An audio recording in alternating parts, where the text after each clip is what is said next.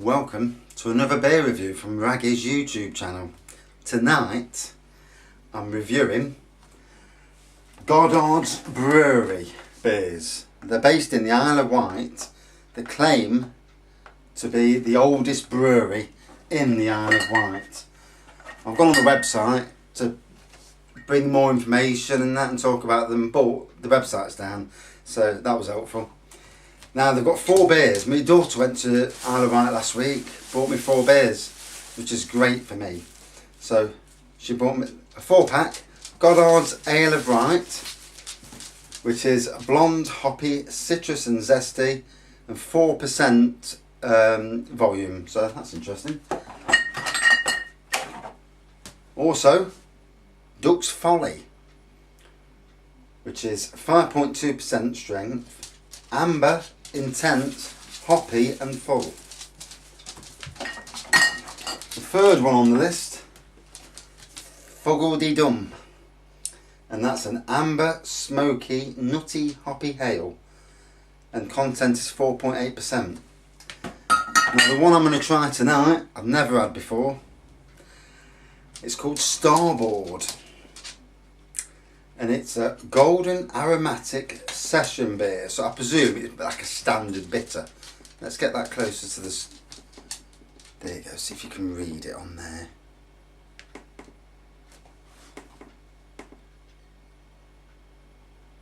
I don't know if that, oh well, that's going to show because it's getting daylight starting to go. Right, let's pour this out, see how it goes. I've got my little beer bottle can opener, so that's interesting. Right, thankfully it's not spewing over straight away as soon as you open the bottle. Not too fizzy, it's not making too much of a head.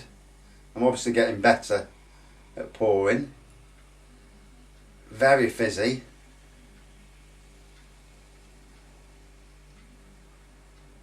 And it's made a nice thin head. Quite nice looking as well. It is very fizzy, so I presume it's going to be a bit of a gassy beer. Let me just remind myself again what it says it's supposed to be. A golden aromatic session beer. Well, it certainly is golden. Let's have a taste.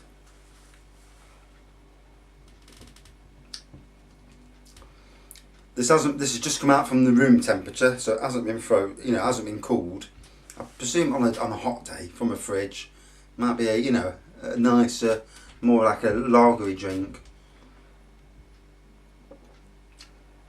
Yeah, very gassy. Nice. It's got a pleasant taste to it. I can't tell you the taste, but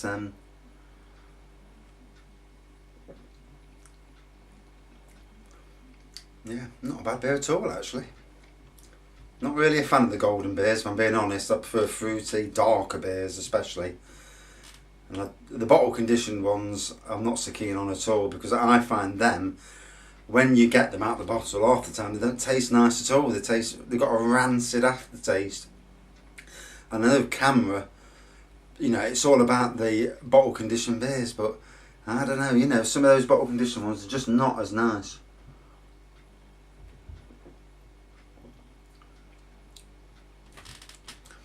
Definitely settles on your tongue. Give me a tingly tongue.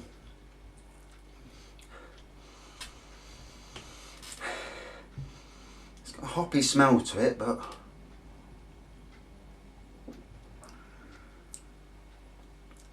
again, still bubbling away. Although it has calmed down. Certainly not much of a head on it, although it doesn't need to have a head, but you don't always need to have a full head on.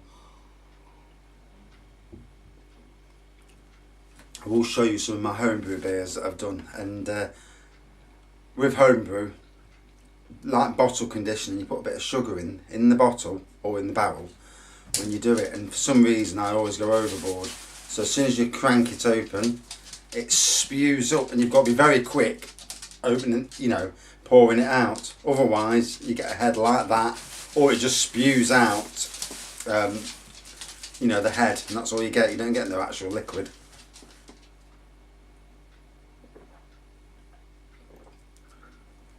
Yeah, that is a nice. There's not much else you can say about it. I mean, it doesn't tell you what it actually tastes of.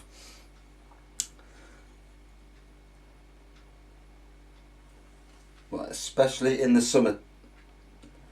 Now this goes on about more and more to do with its the branded one, the Starboard one, which is the one that you know, obviously is their main one, and Fuggery Dun, which seems to be the other main one they do. As for the company, I've never heard of them. It says that Isle of Wight's oldest brewery, and I've looked on the website and it's coming up as Portsmouth. So I don't know if they brew both in Portsmouth and Isle of Wight. It's just a shame because I'm looking on here, establishing a database. What a shame. Hopefully tomorrow when I do another one, I'll find out some more information, and it won't be such a non-interesting review.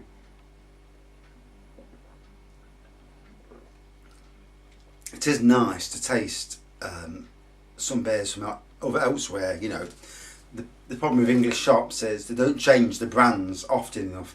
I mean, for places like Sainsbury's, I suppose it's a gamble. You change the brands, people don't like them, then you're left with thousands of bottles of something that, you know, is not going to be a seller.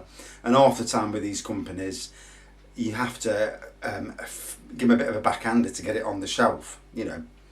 And if you're a big company, that's great, but if you're a small brewery, it's not easy getting your products on the shelves.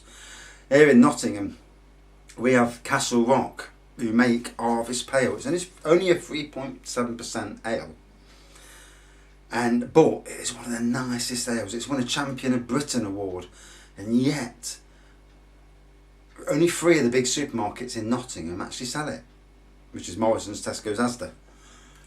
Sainsbury's, for some reason, don't sell it, and for me, I think all around the country we ought to be supporting the local breweries.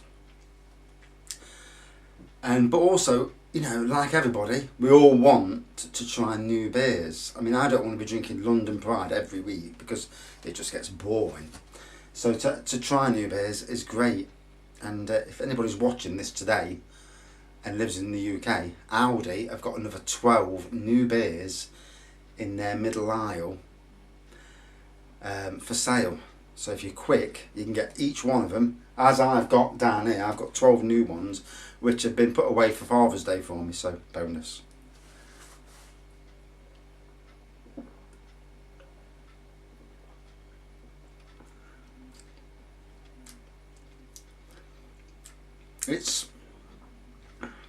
I can't even tell you what it actually tastes like. It's just, it just tastes like it's nice, a nice golden beer. There's no aroma that says it's, you know, a peachy or, you know, or.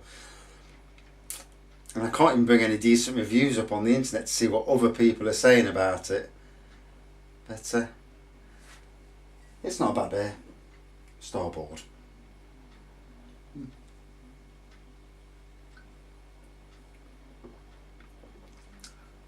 If anybody's ever drank that, please let me know.